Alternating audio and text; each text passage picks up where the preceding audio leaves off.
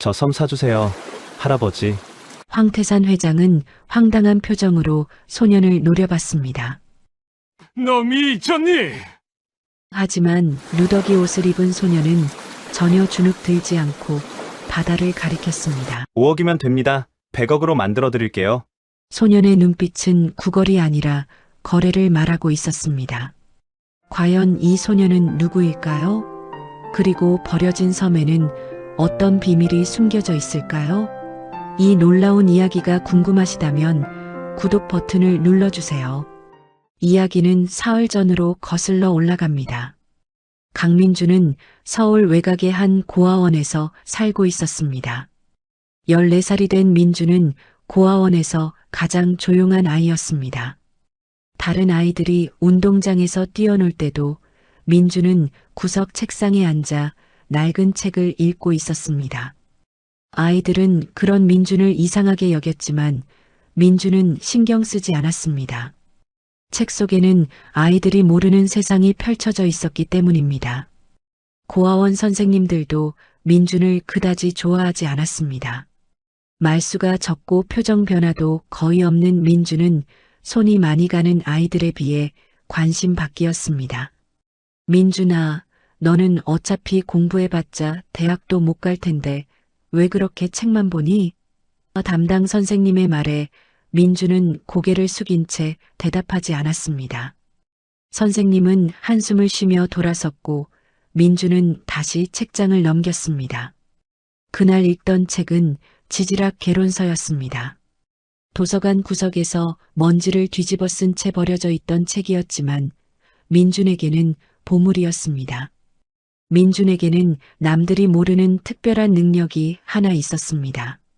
한 번 본 것은 절대 잊지 않는 기억력이었습니다. 책 한 페이지를 보면 그 내용이 사진처럼 머릿속에 박혔고 거리에서 스쳐 지나간 사람의 얼굴도 몇 년이 지나도 잊지 않았습니다. 하지만 민주는 이 능력을 누구에게도 말하지 않았습니다. 고아원에서 튀는 것은 좋을 게 없다는 걸 일찍부터 배웠기 때문입니다. 그저 평범한 아이로 지내는 것이 가장 안전했습니다. 어느 토요일 오후 민주는 고아원 근처 헌책방을 찾았습니다.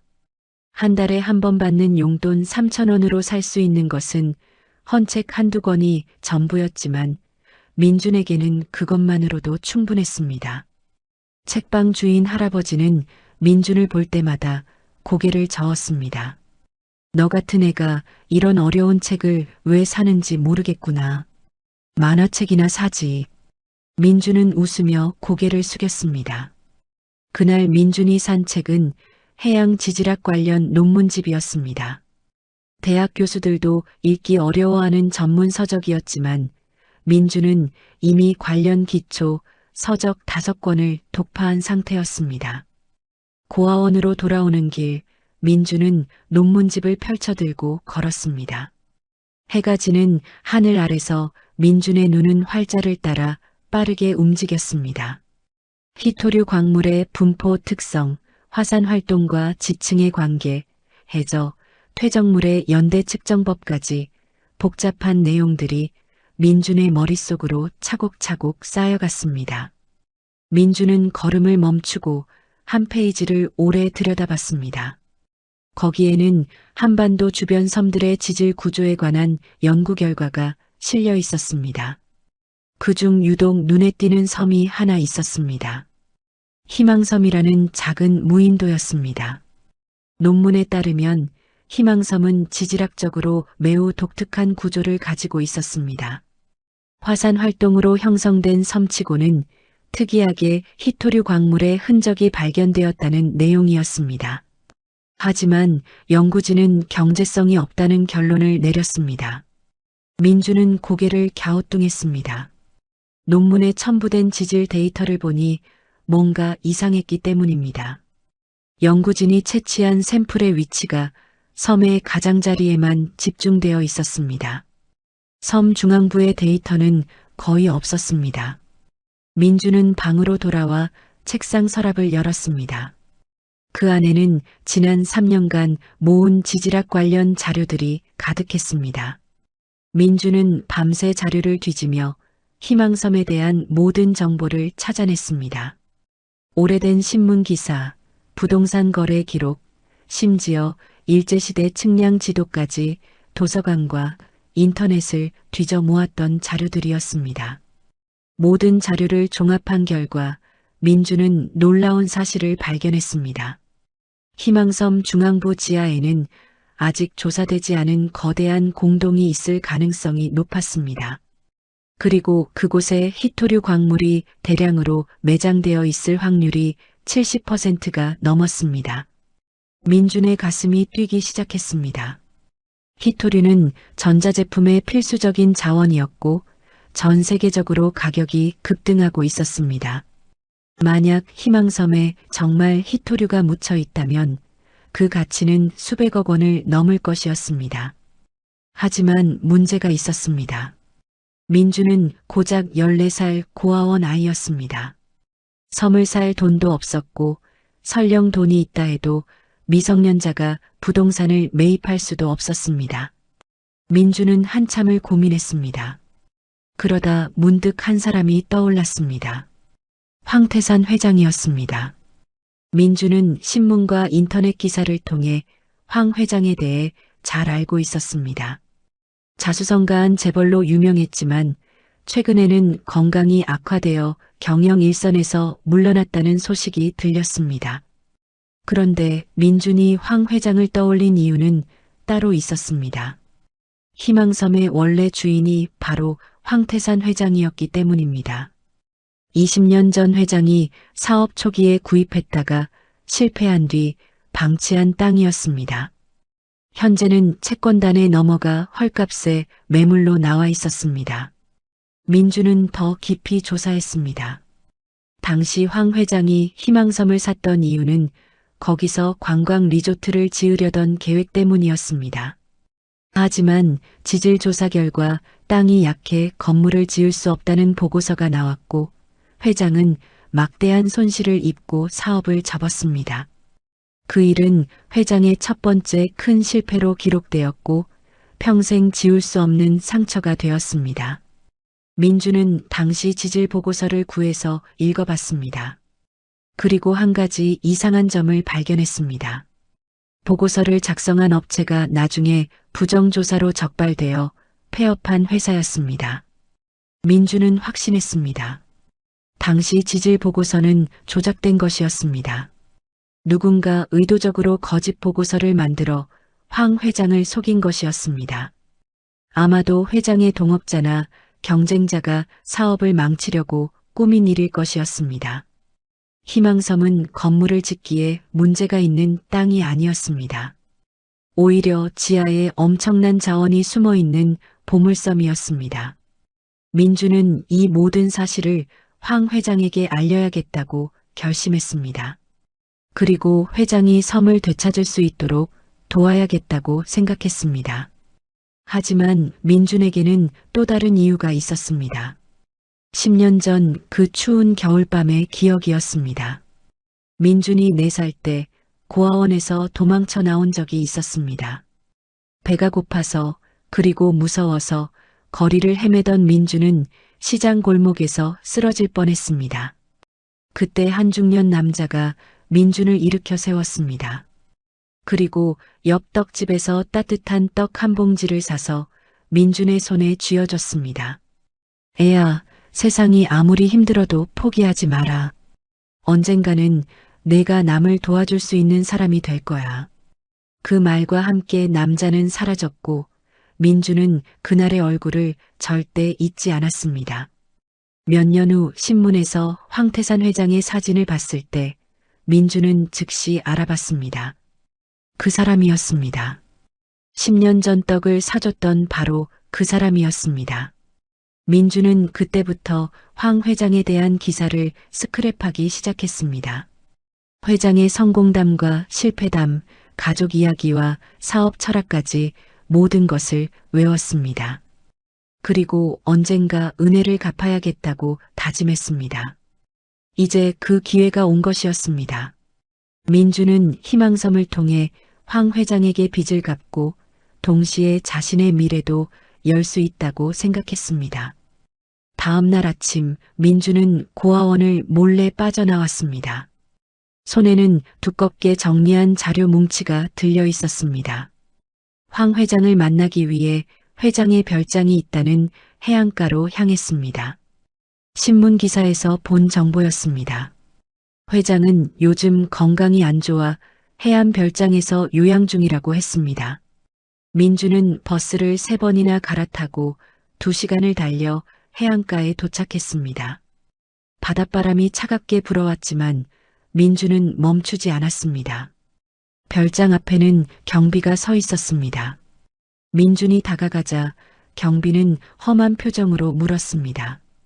여기가 어디라고 함부로 들어오려고 하니? 민주는 조용히 대답했습니다. 황태산 회장님을 뵙고 싶습니다. 중요한 이야기가 있어서요. 경비는 비웃었습니다. 회장님이 너 같은 애를 만나실 것 같니? 썩 꺼져. 민주는 물러서지 않았습니다. 제발 회장님께 전해주세요. 희망섬에 관한 이야기라고요. 그 말에 경비의 표정이 미묘하게 변했습니다. 경비는 무전기로 누군가에게 연락을 취했습니다. 잠시 후 중년의 남자가 별장 문을 열고 나왔습니다. 회장의 비서 박 과장이었습니다. 박 과장은 민준을 위아래로 훑어봤습니다. 희망섬이라고 했나? 그게 무슨 말이지? 민준은 가방에서 자료를 꺼내 박 과장에게 내밀었습니다. 이것 좀 봐주세요. 그리고 회장님께 꼭 전해주세요. 저 섬을 다시 사실 수 있는 방법이 있다고요. 박 과장은 자료를 대충 훑어봤습니다. 처음에는 시큰둥한 표정이었지만 점점 눈빛이 진지해졌습니다. 박 과장은 민준을 데리고 별장 안으로 들어갔습니다. 넓은 거실 창문 너머로 바다가 보였고 저 멀리 작은 섬 하나가 떠 있었습니다. 희망섬이었습니다. 소파에는 백발의 노인이 앉아 있었습니다. 황태산 회장이었습니다. 회장은 민준을 보더니 차갑게 물었습니다. 내가 무슨 일로 나를 찾아왔지? 민준은 숨을 깊이 들이마셨습니다. 그리고 섬을 가리키며 말했습니다. 저 섬 사주세요, 할아버지. 회장은 민준의 말을 듣고 잠시 말을 잃었습니다. 10년 동안 입에 담기도 싫었던 그 섬을 고작 14살짜리 아이가 사달라고 했기 때문입니다. 회장의 얼굴이 차갑게 굳어졌습니다. 너 미쳤니? 민주는 고개를 저었습니다. 그리고 가방에서 두툼한 자료 뭉치를 꺼내 테이블 위에 조심스럽게 올려놓았습니다. 미친 게 아닙니다. 저 섬에는 할아버지가 모르시는 비밀이 있어요. 회장은 비웃었습니다. 비밀? 그 섬에 무슨 비밀이 있다는 거냐? 20년 전에 이미 다 조사했어. 쓸모없는 돌덩어리일 뿐이야. 민주는 자료 중 한 장을 펼쳐 회장 앞에 내밀었습니다. 20년 전 작성된 지질조사 보고서였습니다. 회장의 눈빛이 흔들렸습니다. 그 보고서는 회장에게 악몽 같은 기억이었습니다. 이 보고서 때문에 첫 사업이 망했고 빚더미에 앉았으며 동업자들에게 배신당했습니다. 이 보고서를 왜 가지고 있는 거지? 회장의 목소리가 낮게 깔렸습니다. 민주는 침착하게 대답했습니다. 이 보고서는 거짓입니다. 작성한 회사는 3년 후에 조사 조작 혐의로 폐업했어요. 할아버지는 속으신 겁니다. 회장의 손이 떨렸습니다. 박 과장도 놀란 표정으로 보고서를 들여다봤습니다. 민주는 계속 말을 이어갔습니다. 이 보고서를 보면 샘플 채취 위치가 모두 섬 가장자리에 집중되어 있어요. 섬 중앙부는 단 한 군데도 조사하지 않았습니다. 의도적으로 중요한 부분을 빼먹은 거예요. 민주는 또 다른 자료를 펼쳤습니다. 최근 발표된 해양 지질학 논문이었습니다. 이 논문에 따르면 희망섬은 화산 활동으로 형성된 특이한 구조를 가지고 있습니다. 섬 중앙 지하에 대형 공동이 있을 가능성이 높고 그곳에 히토류 광물이 매장되어 있을 확률이 70%가 넘어요. 회장은 말없이 자료를 넘겨봤습니다. 박 과장도 옆에서 함께 들여다봤습니다. 자료는 생각보다 전문적이었고 누가 봐도 상당한 시간과 노력을 들여 정리한 것이 분명했습니다. 회장은 민준을 다시 바라봤습니다. 내가 이걸 다 조사했다는 거냐? 민준은 고개를 끄덕였습니다. 3년 동안 도서관과 인터넷을 뒤져서 모았습니다. 히토류는 지금 전 세계에서 가장 비싼 자원이에요. 만약 섬에 정말 매장되어 있다면 최소 200억 원 이상의 가치가 있습니다. 회장의 눈빛이 복잡하게 흔들렸습니다. 박 과장이 조심스럽게 입을 열었습니다. 회장님, 이 아이 말이 완전히 틀린 것 같지는 않습니다. 당시 조사업체가 부정으로 적발된 건 사실이고 최근 히토류 가격이 급등한 것도 맞습니다. 회장은 한참을 말없이 창밖 섬을 바라봤습니다. 20년 동안 지우고 싶었던 치욕의 땅이 갑자기 다르게 보이기 시작했습니다. 하지만 회장은 쉽게 믿을 수 없었습니다. 너무나 많은 사람들에게 속아봤고 배신당해봤기 때문입니다. 내가 말한 게 사실이라고 치자. 그런데 왜 하필 나한테 온 거지? 내가 이 정보를 가지고 다른 투자자를 찾을 수도 있었을 텐데. 민주는 잠시 망설였습니다. 그리고 조용히 대답했습니다. 그 섬은 할아버지 것이었으니까요. 할아버지가 억울하게 빼앗긴 땅이잖아요. 제가 할아버지께 돌려드리고 싶었어요. 회장은 코웃음을 쳤습니다. 그런 감상적인 이유로 넌 뭘 바라고 이러는 거냐? 돈이냐? 민주는 고개를 저었습니다. 돈은 필요 없어요. 섬을 사주시고 조사 비용만 대주시면 됩니다. 만약 제 말이 맞아서 히토류가 나오면 그때 할아버지께서 적당히 보상해 주시면 돼요. 틀렸다면 제가 책임질게요. 회장은 황당하다는 표정으로 민준을 바라봤습니다. 그때 별장 문이 벌컥 열리며 한 남자가 들어왔습니다. 회장의 장남 황민석이었습니다. 민석은 거실에 선 민준을 보더니 인상을 찌푸렸습니다. 아버지, 이게 무슨 일이십니까? 누추한 애를 왜 집안에 들이신 겁니까? 회장은 짜증스럽게 대답했습니다. 내가 상관할 일이 아니다. 민석은 테이블 위 자료들을 힐끗 보더니 비웃었습니다. 설마 또 희망섬 이야기 아닙니까? 아버지, 그 섬은 이미 끝난 이야기예요. 왜 자꾸 과거에 집착하십니까? 회장은 아무 말도 하지 않았습니다. 민석은 민준을 노려보며 말했습니다. 너 어디서 온 거냐? 혹시 돈 뜯어내려고 온 거 아니냐? 민준은 담담하게 대답했습니다. 저는 그냥 할아버지를 도와드리고 싶어서 왔을 뿐입니다. 민석은 비웃었습니다. 도와준다고? 웃기는 소리 하네. 박 과장, 당장 이에 쫓아내. 박 과장이 난처한 표정으로 회장을 바라봤지만 회장은 여전히 침묵했습니다. 민석은 직접 민준의 팔을 잡고 끌어내려 했습니다. 민준은 저항하지 않았지만 회장을 향해 마지막으로 말했습니다. 할아버지, 섬 매물은 이번 주 금요일까지만 유효합니다. 그 이후에는 다른 사람에게 넘어갑니다. 민준이 끌려나간 후 거실에는 무거운 침묵이 흘렀습니다. 민석은 화난 얼굴로 말했습니다. 아버지, 정신 좀 차리십시오. 그딴의 말에 현혹되시면 안 됩니다. 어디서 주워들은 지식 좀 있다고 전문가인 척하는 거예요. 회장은 여전히 창밖 섬을 바라보고 있었습니다. 민석은 계속 말을 이었습니다. 아버지가 요즘 건강이 안 좋으시니까 이런 사기꾼들이 접근하는 겁니다. 제가 조사해보고 법적으로 대응하겠습니다.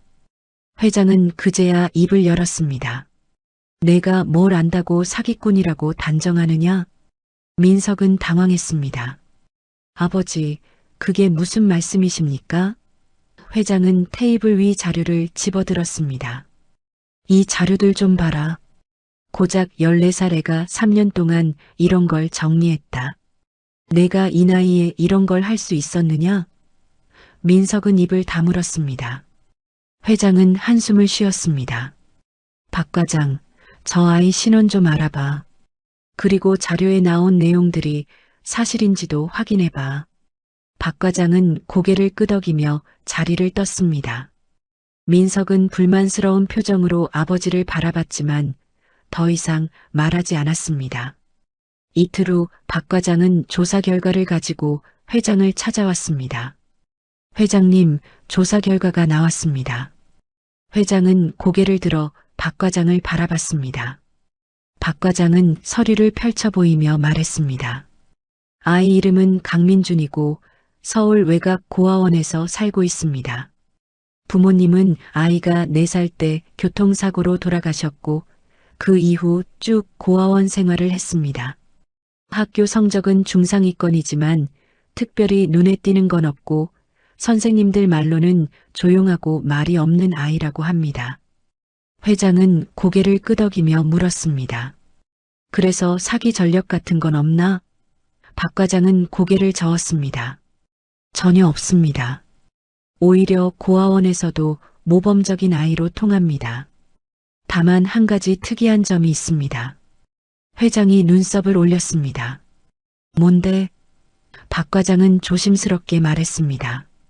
아이가 도서관 단골이라고 합니다. 거의 매일 도서관에 가서 전문 서적들을 읽는다고 해요. 사서 선생님 말로는 대학 교재 수준의 책들도 읽는다고 합니다. 지질학, 해양학, 경제학까지 분야도 다양하고요. 회장은 놀란 표정을 지었습니다. 14살 애가 그런 책을 읽는다고? 박 과장은 고개를 끄덕였습니다. 믿기 어렵지만 사실입니다. 그리고 회장님, 더 중요한 게 있습니다. 박 과장은 또 다른 서류를 꺼냈습니다. 아이가 가져온 자료들을 전문가에게 검토 의뢰했습니다. 결과는 놀라웠습니다. 자료 내용이 대부분 정확하고 논리적 흐름도 탄탄하다고 합니다. 특히 당시 조사 보고서가 조작되었을 가능성이 높다는 부분은 전문가들도 동의했습니다. 회장은 말없이 창밖을 바라봤습니다. 저 멀리 희망섬이 보였습니다. 20년 동안 회장은 그 섬을 볼 때마다 치욕과 분노를 느꼈습니다. 하지만 오늘은 달랐습니다. 만약 민준의 말이 사실이라면 회장은 정말로 억울하게 당한 것이었습니다. 배신한 동업자들, 비웃었던 경쟁자들 등 돌렸던 지인들 모두에게 잘못이 없었다는 것을 증명할 수 있었습니다. 회장의 가슴이 두근거렸습니다. 75년을 살면서 처음 느끼는 설렘이었습니다. 박 과장이 조심스럽게 물었습니다. 회장님, 어떻게 하시겠습니까? 회장은 한참을 고민하다가 입을 열었습니다. 그 섬 매물 아직 있나? 박 과장은 고개를 끄덕였습니다. 네, 금요일까지 유효합니다. 회장은 결심한 듯 말했습니다. 살아. 그리고 그 아이를 다시 데려와. 박 과장은 놀란 표호로 회장을 바라봤습니다. 회장님, 정말 그러시겠습니까? 회장은 씁쓸하게 웃었습니다. 내 평생 마지막 도박이야. 어차피 내게 남은 시간도 얼마 없는데 진실을 알고 죽고 싶어. 민석이 이 소식을 들었을 때는 격분했습니다. 아버지가 정말 미치셨습니까? 출처도 불분명한 애 말만 믿고 5억을 쓴다고요? 회장은 차갑게 대답했습니다. 내 돈 내가 쓰는데 내가 왜 간섭하느냐? 민석은 참지 못하고 소리쳤습니다. 아버지 건강이 안 좋으시니까 판단력도 흐려지신 겁니다. 이건 명백한 사기인데 왜 모르십니까? 회장은 민석을 똑바로 바라보며 말했습니다. 내가 평생 나한테 관심 가진 게 재산밖에 없다는 거 내가 모를 것 같으냐? 내 돈 어떻게 쓰든 내가 상관할 바 아니다. 민석은 더 이상 말하지 못하고 나가버렸습니다. 회장은 다시 창밖을 바라봤습니다. 민준이라는 소년이 자꾸 신경 쓰였습니다. 누추한 옷차림에도 불구하고 당당했던 눈빛, 방대한 자료를 정리한 끈기, 그리고 자신을 도와주겠다던 그 말이 마음에 걸렸습니다. 회장은 문득 궁금해졌습니다. 저 아이는 대체 왜 자신을 도우려는 걸까? 정말 단순히 섬을 돌려주고 싶어서일까? 아니면 다른 이유가 있는 걸까? 다음 날 오후 민주는 다시 별장으로 불려왔습니다. 이번에는 경비가 공손하게 안내했고 박 과장이 직접 나와서 맞이했습니다. 거실에는 회장이 앉아 있었고 테이블 위에는 서류 한 뭉치가 놓여 있었습니다. 회장은 민준을 보자마자 말했습니다. 희망섬을 샀다. 사흘 전에 5억에 매입했어. 민준의 눈이 커졌습니다. 회장은 계속 말했습니다. 하지만 조건이 있다. 내가 직접 조사 계획을 세우고 실행까지 책임져야 해. 내가 돈은 되지만 모든 과정에서 내가 주도권을 가져야 한다. 민주는 당황했습니다. 저요? 하지만 저는 아직 어린아이인데요. 회장은 냉정하게 대답했습니다. 내가 3년 동안 이 일을 준비했잖아. 그럼 책임도 져야지. 내 말이 맞는지 틀렸는지 직접 증명해봐. 민주는 입술을 깨물었습니다. 회장의 눈빛이 진지했습니다. 이것은 시험이었습니다. 회장은 민준이 정말 진심인지 아니면 그저 말만 앞세우는 아이인지 확인하고 싶었습니다. 민준은 깊게 숨을 들이마셨습니다. 그리고 고개를 끄덕였습니다. 알겠습니다. 해보겠습니다. 회장은 만족스러운 표정을 지었습니다. 좋아. 그럼 내일부터 시작하자. 박 과장이 내게 필요한 걸 지원해 줄 거야. 하지만 명심해라. 이건 장난이 아니야. 만약 내 말이 틀렸다면 넌 나한테 빚을 지는 거야. 민주는 또박또박 대답했습니다. 틀리지 않을 겁니다. 제가 증명해 보이겠습니다. 회장은 민준의 눈을 오래 바라봤습니다. 그 눈빛에는 두려움이 없었습니다. 오직 확신만이 있었습니다. 회장은 오랜만에 미소를 지었습니다. 이 아이가 대체 어떤 결과를 보여줄지 궁금해졌습니다. 민주는 그날 밤 고아원으로 돌아가지 않았습니다. 회장이 별장 옆 작은 게스트하우스를 내어줬기 때문입니다. 민주는 생전 처음 이렇게 깨끗하고 따뜻한 방에서 잤습니다. 하지만 잠은 오지 않았습니다. 머릿속에서는 끊임없이 섬의 지질 구조가 그려졌고 조사 계획이 세워졌으며 필요한 장비 목록이 정리되었습니다. 민주는 침대에서 일어나 책상에 앉아 노트를 펼쳤습니다. 그리고 새벽까지 빼곡하게 계획서를 작성했습니다. 지질조사 순서, 필요한 장비, 예상 비용, 안전 대책까지 하나하나 꼼꼼하게 적어 내려갔습니다. 다음 날 아침 민주는 회장 앞에 두툼한 계획서를 내놓았습니다. 회장은 놀란 표정으로 계획서를 넘겨봤습니다. 겨우 하룻밤 사이에 작성했다고는 믿기지 않을 만큼 체계적이고 전문적이었습니다. 내가 이걸 혼자 다 썼냐? 민주는 고개를 끄덕였습니다. 회장은 한 페이지 한 페이지 천천히 읽어 내려갔습니다. 지질조사 방법론, 시추 지점 선정 이유, 안전관리 방안까지 빈틈이 없었습니다. 회장은 박 과장을 불렀습니다. 이 계획서 전문가한테 검토 맡겨봐. 실행 가능한지 확인하고. 박 과장은 계획서를 받아들고 나갔습니다. 이틀 후 박 과장이 돌아왔을 때 표정이 심상치 않았습니다. 회장님, 전문가들이 놀랐습니다. 이 계획서가 웬만한 지질조사 전문 회사 수준이라고 하더군요. 특히 시추 지점 선정 논리가 탁월하다고 극찬했습니다. 회장은 민준을 다시 바라봤습니다. 이 아이는 도대체 뭘까? 고작 14살에 어떻게 이런 걸 할 수 있는 걸까? 회장은 궁금증이 더욱 커졌지만 일단 조사를 진행하기로 했습니다. 좋아, 민준아. 내 계획대로 진행하자. 필요한 장비랑 인력은 박 과장이 알아서 구해줄 거야. 조사 준비는 생각보다 빨리 진행되었습니다. 박 과장은 경험 많은 지질조사팀을 섭외했고 필요한 장비들을 대여했습니다. 민주는 조사팀 팀장과 여러 차례 회의를 했습니다. 처음에 팀장은 어린아이가 끼어드는 것을 못마땅해 했습니다. 애들 소꿉놀이가 아니에요. 위험한 작업인데 방해만 안 됐으면 좋겠네요. 하지만 민준이 지질 구조에 대해 설명하고 시추 지점을 논리적으로 제시하자 팀장의 태도가 달라졌습니다. 이거 어디서 배운 거예요? 대학에서도 이런 거 배우는데 시간 오래 걸리는데 말이죠. 민주는 조용히 대답했습니다. 책으로 독학했습니다.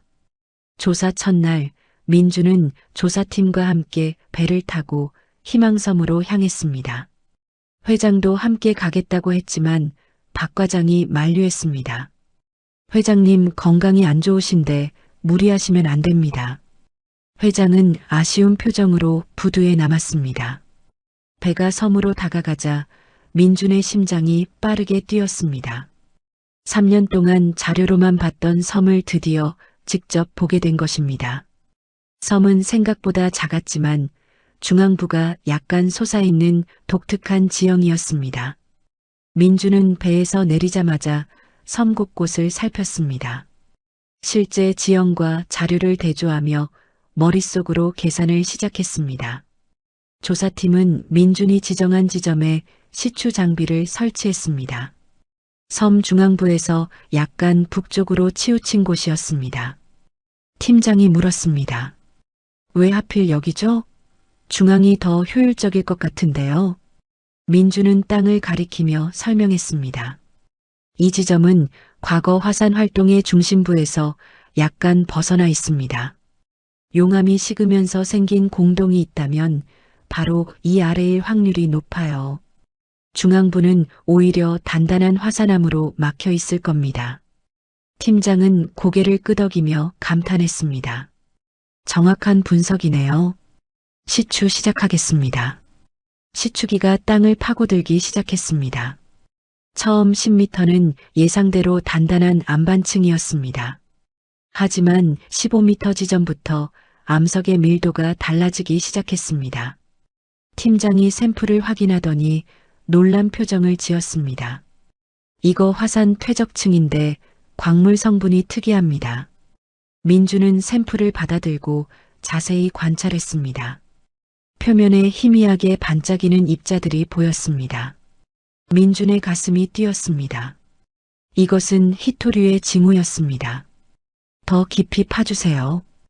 20m까지요.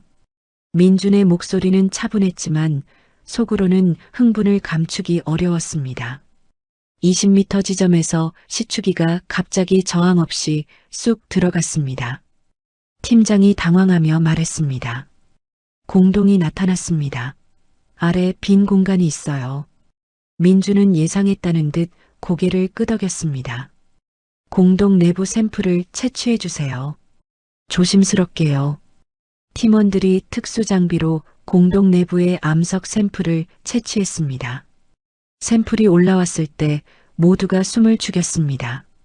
검은 암석 표면에 희미한 금속 광택이 돌았고 특유의 무거운 질감이 느껴졌습니다. 팀장이 휴대용 분석기로 샘플을 측정하더니 믿을 수 없다는 표정을 지었습니다. 이건 네오디뮴 성분이 포함된 히토류 광석입니다. 민주는 무릎이 풀릴 것 같았습니다. 자신의 추론이 맞았습니다. 3년 동안의 연구가 헛되지 않았습니다. 하지만 민주는 겉으로 내색하지 않았습니다. 아직 확인해야 할 것들이 많았기 때문입니다. 공동의 크기를 측정해 주세요. 그리고 다른 지점도 추가로 시추해야 합니다. 팀장은 고개를 끄덕이며 팀원들에게 지시했습니다. 조사는 이틀 동안 계속되었습니다. 추가 시추 결과 공동의 규모는 예상보다 컸고 히토류 광석의 매장량도 상당할 것으로 추정되었습니다. 팀장은 흥분을 감추지 못하며 말했습니다. 이 정도면 최소 200억 원 이상의 가치가 있습니다. 어쩌면 그 이상일 수도 있어요. 부두에서 기다리던 회장은 민준 일행이 돌아오자 급히 다가왔습니다. 어땠어? 뭐 나왔니? 민준은 가방에서 샘플을 꺼내 회장에게 건넸습니다. 할아버지가 오르셨습니다. 섬에는 보물이 있었어요. 회장은 샘플을 떨리는 손으로 받아들었습니다. 팀장이 옆에서 설명했습니다. 회장님, 축하드립니다. 희망섬 지하에는 대규모 히토류 광상이 있습니다. 현재 시세로 최소 200억 원 이상의 가치가 있을 것으로 보입니다. 회장은 말을 잃었습니다. 20년 동안 치욕으로 여겼던 그 섬이 실제로는 보물섬이었다는 사실이 믿기지 않았습니다. 회장은 민준을 꼭 껴안았습니다. 내가 옳았구나. 내가 내 명예를 되찾아줬어. 민준은 어색하게 서 있었지만 회장의 따뜻함이 느껴졌습니다. 회장의 눈에는 눈물이 고였습니다. 20년 동안 나는 내가 형편없는 사업가라고 생각했어. 첫 사업부터 실패한 무능한 사람이라고 자책했지. 하지만 내가 증명해줬구나. 내가 틀리지 않았다는 걸. 민주는 조용히 대답했습니다. 처음부터 할아버지 판단은 옳았습니다. 다만 나쁜 사람들이 속인 거예요. 회장은 고개를 끄덕이며 민준의 어깨를 두드렸습니다. 그날 저녁 회장은 민석을 불렀습니다. 민석은 마지못해 별장에 왔습니다. 회장은 조사 결과 보고서를 민석 앞에 내밀었습니다. 읽어봐라. 민석은 대충 훑어보다가 얼굴색이 변했습니다. 이게 정말입니까? 희망섬에 200억짜리 광산이 있다고요? 회장은 씁쓸하게 웃었습니다. 내가 사기꾼이라고 했던 그 아이가 맞았어. 나는 20년 동안 보물 위에 앉아 있으면서도 몰랐던 거야. 민석은 할 말을 잃었습니다. 회장은 계속 말했습니다. 너는 평생 내 재산만 노렸지. 내 마음은 한 번도 헤아려 본 적이 없어. 그런데 저 아이는 달랐어. 날 도와주고 싶어 했고 내 명예를 되찾아주려 했지. 민석은 얼굴이 붉어졌습니다. 아버지, 그건 아닙니다. 저도 아버지를. 회장은 손을 들어 제지했습니다. 이제 됐다. 너한테 기대하지 않을 테니 내 갈 길 가거라. 민석은 분한 표정으로 나가버렸습니다. 회장은 혼자 남아 창밖을 바라봤습니다. 희망섬이 보였습니다. 이제 그 섬은 더 이상 치욕이 아니었습니다. 희망이었습니다. 회장은 민준을 다시 불렀습니다. 민준아, 내가 원하는 게 뭐냐? 돈이냐? 아니면 다른 거냐? 민준은 잠시 망설이다가 조용히 대답했습니다. 저는 그냥 할아버지께 은혜를 갚고 싶었을 뿐입니다. 회장은 고개를 갸우뚱했습니다. 은혜? 우리가 무슨 인연이 있다는 거냐? 민준은 고개를 들어 회장을 똑바로 바라봤습니다. 10년 전 겨울 시장 앞에서 떡을 사주신 거 기억하세요? 회장은 잠시 멍했습니다. 10년 전 겨울 시장 앞 떡? 회장은 기억을 더듬었습니다. 희미하게 떠오르는 장면이 있었습니다. 눈 내리던 겨울밤 사업차 지방에 갔다가 시장을 지나던 길이었습니다. 굶주린 아이 하나가 쓰러져 있었고 회장은 무심코 떡을 사서 건네줬습니다. 당시에는 그냥 지나가는 선행이라고 생각했고 곧 잊어버렸습니다. 회장은 믿을 수 없다는 표정으로 민준을 바라봤습니다. 그 아이가 너였단 말이냐? 민준은 고개를 끄덕였습니다. 네. 저는 그날을 한 번도 잊은 적이 없어요. 고아원에서 도망쳐 나와서 며칠 동안 굶었었는데 할아버지가 떡을 사주셨죠. 그때 할아버지께서 말씀하셨어요. 세상이 아무리 힘들어도 포기하지 말라고. 언젠가는 내가 남을 도와줄 수 있는 사람이 될 거라고요. 회장은 그 말을 기억했습니다. 술 한 잔 마신 뒤라 취기에 던진 말이었지만 아이는 그 한마디를 10년 동안 간직했던 것입니다. 회장의 눈에서 눈물이 흘러내렸습니다. 그래서 나를 도우려고 온 거였구나. 민주는 고개를 끄덕였습니다. 할아버지는 제 생명의 은인이에요. 그날 떡이 없었다면 저는 얼어 죽었을 거예요. 그래서 평생 은혜를 갚고 싶었습니다. 신문에서 할아버지가 희망섬 때문에 고생하셨다는 걸 알고 제가 도와드릴 수 있는 방법을 찾았어요. 회장은 민준을 다시 껴안았습니다. 고맙다, 정말 고맙다. 회장은 떡 한 봉지가 이렇게 큰 은혜로 돌아올 줄은 상상도 못했습니다. 그리고 자신이 무심코 던진 말 한마디가 한 아이의 인생을 지탱해줬다는 사실에 가슴이 뭉클했습니다. 박 과장도 옆에서 눈물을 훔쳤습니다. 희망섬은 이제 새로운 의미를 갖게 되었습니다. 그것은 단순한 광산이 아니라 회장과 민준을 이어주는 은혜의 상징이었습니다. 회장은 민준의 손을 꼭 잡았습니다. 민준아, 이제부터 너는 내 손자야. 내가 평생 돌봐줄게. 민준은 처음으로 환하게 웃었습니다.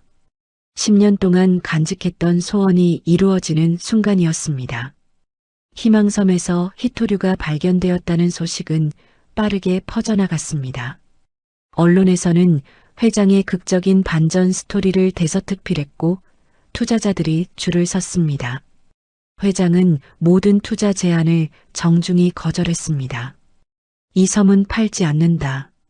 이건 내 명예를 되찾아준 땅이야.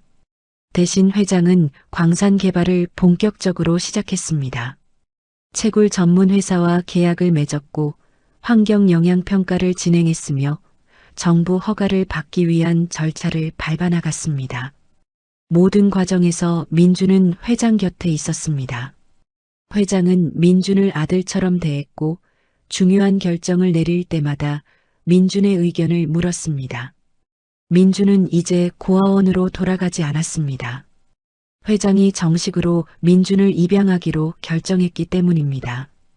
법적 절차는 시간이 걸렸지만 회장은 이미 민준을 손자처럼 여겼습니다. 별장에는 민준을 위한 방이 마련되었고 새 옷과 책들이 가득 채워졌습니다. 민준은 처음으로 자신만의 공간을 가졌습니다. 밤마다 민준은 책상에 앉아 광산 개발 계획을 검토했고 다음 날 회의에서 발표할 자료를 준비했습니다. 회장은 그런 민준을 보며 흐뭇해했습니다. 이 아이는 단순히 똑똑한 것이 넘어 무언가 특별한 재능이 있었습니다. 어느 날 오후 광산 개발 관련 회의가 있었습니다. 참석자는 회장과 민준, 박 과장, 그리고 채굴 회사 대표였습니다. 대표는 두툼한 계약서를 가져왔습니다. 계약 조건을 정리했습니다. 한번 검토해 주시죠. 회장이 계약서를 받아들고 읽기 시작했습니다. 복잡한 법률 용어와 기술 용어들이 빼곡했습니다.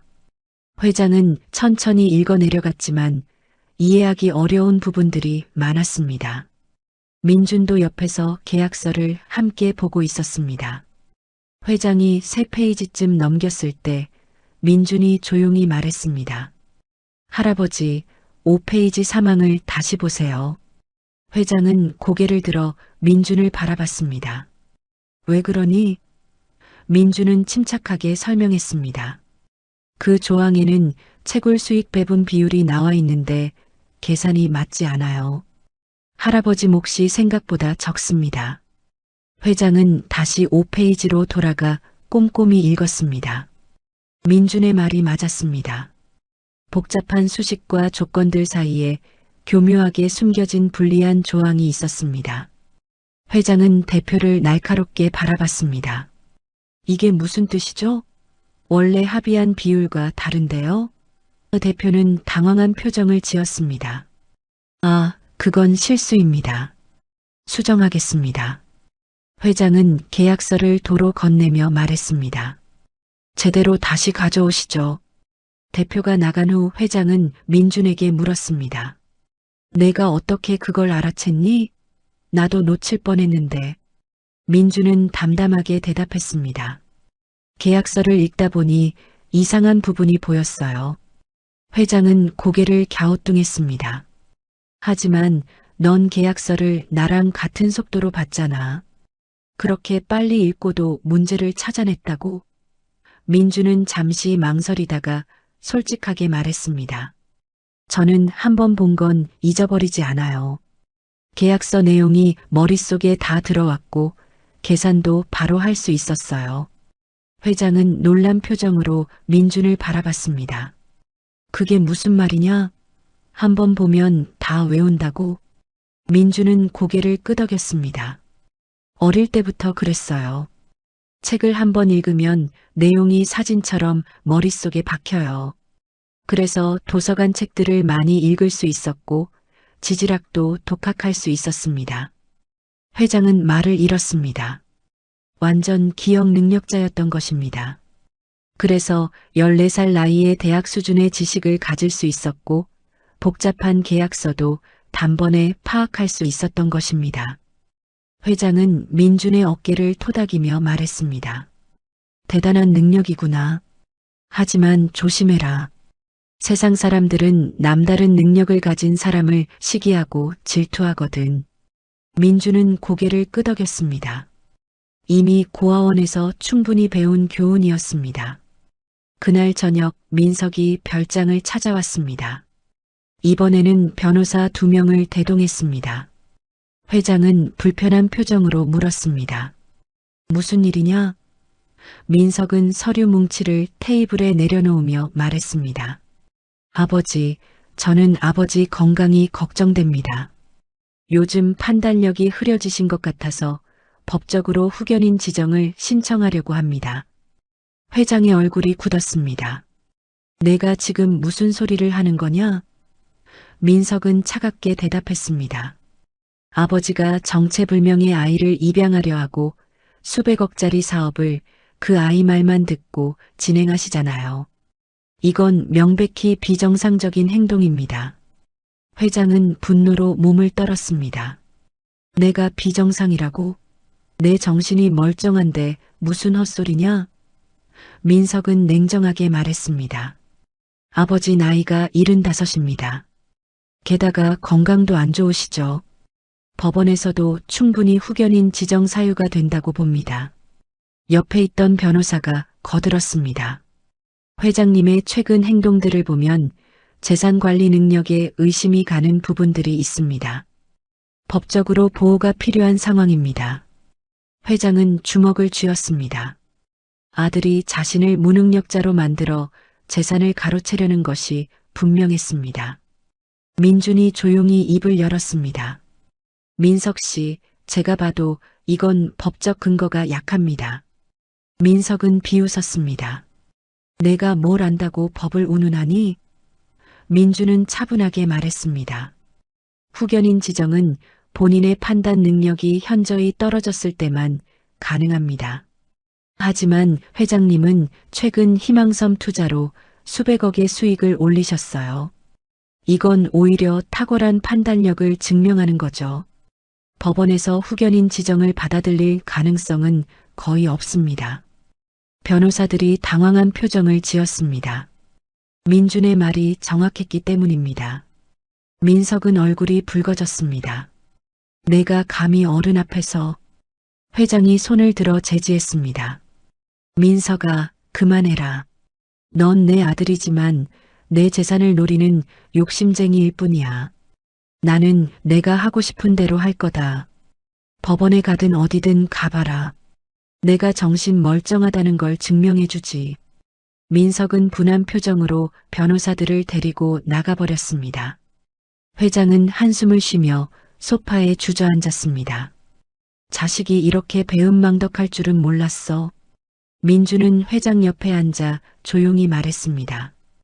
괜찮습니다, 할아버지. 제가 지켜드릴게요. 하지만 민석은 포기하지 않았습니다. 며칠 후 언론에 이상한 기사들이 나기 시작했습니다. 재벌 회장, 정체불명 소년에게 재산 넘기나 고아 소년의 정체는 사기 가능성, 재기 같은 자극적인 제목들이었습니다. 기사 내용은 민준을 사기꾼으로 몰아가는 내용이었고 회장의 판단력에 의문을 제기했습니다. 회장은 화가 났지만 민준은 침착했습니다. 할아버지, 신경 쓰지 마세요. 진실은 결국 드러나게 되어 있어요. 회장은 민준의 침착함에 오히려 마음이 놓였습니다. 이 아이는 나이에 비해 너무나 성숙했습니다. 광산 개발은 순조롭게 진행되었습니다. 정부 허가도 떨어졌고 본격적인 채굴 준비가 시작되었습니다. 전문가들의 정밀 조사 결과 희토류 매장량은 초기 예상보다 훨씬 많았습니다. 최소 300억 원 이상의 가치가 있을 것으로 추정되었습니다. 회장은 기뻐하면서도 한편으로는 복잡한 심정이었습니다. 20년 전에 이걸 알았더라면 인생이 얼마나 달라졌을까? 하지만 지금이라도 진실을 알게 된 것에 감사했습니다. 그리고 그 진실을 알려준 민준에게 더욱 감사했습니다. 어느 날 밤 회장은 민준과 단둘이 별장 테라스에 앉아 있었습니다. 바다에서 불어오는 바람이 시원했습니다. 회장은 잔잔한 목소리로 말했습니다. 민준아, 내가 아니었으면 나는 억울함을 안고 죽었을 거야. 내가 내 명예를 되찾아줬어. 민준은 고개를 저었습니다. 할아버지가 저를 살려주셨잖아요. 저는 그 은혜를 갚은 것뿐이에요. 회장은 민준의 머리를 쓰다듬었습니다. 은혜를 이렇게 갚는 사람이 세상에 몇이나 되겠니? 넌 정말 특별한 아이야. 민준은 처음으로 눈시울이 붉어졌습니다. 평생 외로웠던 아이에게 회장의 말은 가슴 깊이 와닿았습니다. 회장은 계속 말했습니다. 나는 이제 걱정이 없어. 내가 죽고 나서도 내가 잘 살아갈 거라는 걸 아니까. 그리고 희망섬도 내가 잘 관리할 거라고 믿어. 민준은 고개를 들어 회장을 바라봤습니다. 할아버지, 그런 말씀하지 마세요. 아직 오래오래 사셔야죠. 회장은 쓸쓸하게 웃었습니다. 내 몸은 내가 안다. 의사가 말하길 내게 남은 시간이 많지 않대. 민준은 충격을 받았습니다. 그게 무슨 말씀이세요? 회장은 민준의 손을 꼭 잡았습니다. 말기암이야. 이미 전이가 많이 되었어. 길어야 6개월이래. 민준은 말을 잃었습니다. 겨우 할아버지를 만났는데 벌써 헤어져야 한다니 받아들이기 어려웠습니다. 회장은 민준의 눈물을 닦아주며 말했습니다. 울지 마라. 나는 내 덕분에 행복하게 마지막을 보내고 있어. 명예도 되찾았고 진짜 가족도 만났으니까. 민준은 고개를 숙이고 울었습니다. 회장은 민준을 안아주며 조용히 말했습니다. 내가 앞으로 잘 살아주는 게 내 마지막 소원이야. 약속해 줄 수 있니? 민준은 울먹이며 대답했습니다. 약속할게요, 할아버지. 회장은 만족스러운 표호로 밤하늘을 바라봤습니다. 별들이 반짝이고 있었습니다. 다음 날부터 회장의 건강은 눈에 띄게 나빠졌습니다. 병원 치료를 받았지만 효과는 미미했습니다. 회장은 이제 대부분의 시간을 침대에서 보냈습니다. 민준은 학교도 가지 않고 회장 곁을 지켰습니다. 회장은 민준에게 사업에 대한 이야기를 들려주었고 인생의 교훈을 전해주었습니다. 민준아, 돈은 중요하지만 전부가 아니야. 진짜 중요한 건 사람이야. 내가 어떤 사람을 만나고 어떤 관계를 맺느냐가 내 인생을 결정해. 민준은 회장의 말 한마디 한마디를 가슴에 새겼습니다. 박 과장도 회장의 상태를 보며 눈물을 흘렸습니다. 30년을 함께한 충직한 비서는 회장을 아버지처럼 여겼습니다. 박 과장은 민준에게 말했습니다. 민준 군, 회장님이 당신을 얼마나 아끼는지 아시죠? 부디 회장님 마음 아프게 하지 말고 끝까지 곁에 있어주세요. 민준은 고개를 끄덕이며 대답했습니다. 당연히 그럴 겁니다. 할아버지는 제 생명의 은인이자 이제는 제 가족이에요. 박 과장은 민준의 어깨를 두드리며 안심했습니다. 회장이 마지막까지 좋은 사람과 함께 있다는 것에 감사했습니다. 민석은 아버지의 병세가 악화되자 다시 나타났습니다. 이번에는 유산 문제를 거론했습니다. 아버지, 유언장 작성은 하셨습니까?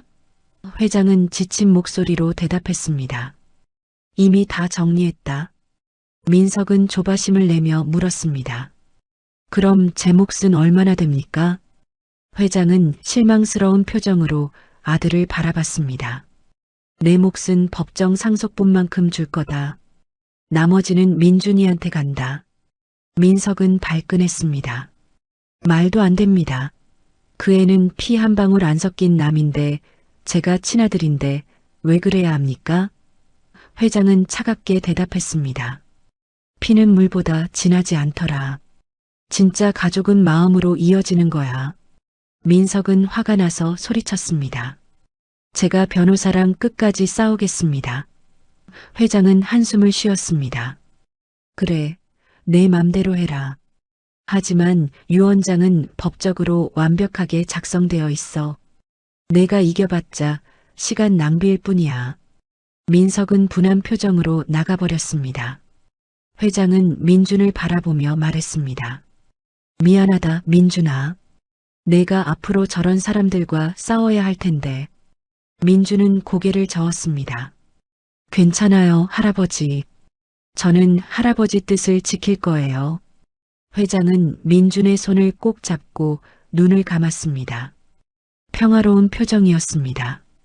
희망섬 광산이 정식으로 가동을 시작한 날 회장은 병상에서 일어나 현장에 가겠다고 고집했습니다. 의사와 박 과장이 만류했지만 회장은 듣지 않았습니다. 내 평생 꿈이 이루어지는 날인데 침대에 누워만 있을 수는 없어. 민준은 회장을 휠체어에 태우고 함께 섬으로 향했습니다. 배가 섬에 도착했을 때 채굴 장비들이 이미 작동하고 있었고 작업자들이 분주하게 움직이고 있었습니다. 회장은 감격스러운 표정으로 그 광경을 바라봤습니다. 드디어 해냈구나. 20년 만에 이 섬이 빛을 보는구나. 첫 채굴 작업에서 나온 히토류 원석은 예상보다 품질이 좋았습니다. 전문가들은 흥분을 감추지 못했습니다. 이 정도 순도라면 정제 비용이 크게 절감됩니다. 시장 가치가 더 높아질 거예요. 회장은 원석 하나를 손에 들고 오랫동안 바라봤습니다. 이 작은 돌덩어리가 자신의 명예를 되찾아준 증거였습니다. 회장은 민준을 돌아보며 말했습니다. 민준아, 이 첫 번째 원석은 내가 가져라. 내가 없었으면 이 모든 게 불가능했을 테니까. 민준은 원석을 받아들고 소중히 품었습니다. 이것은 단순한 광석이 아니라 할아버지와의 인연을 상징하는 보물이었습니다. 섬에서 돌아온 후 회장의 상태는 급격히 나빠졌습니다. 흥분과 무리가 몸에 부담을 준 것입니다. 의사는 이제 회장이 얼마 남지 않았다고 조심스럽게 말했습니다. 길어야 한 달입니다. 마음의 준비를 하셔야 합니다. 민주는 하루 종일 회장 곁을 지켰습니다. 밤에도 회장의 방 옆 소파에서 잤고 회장이 깨어나면 즉시 달려갔습니다.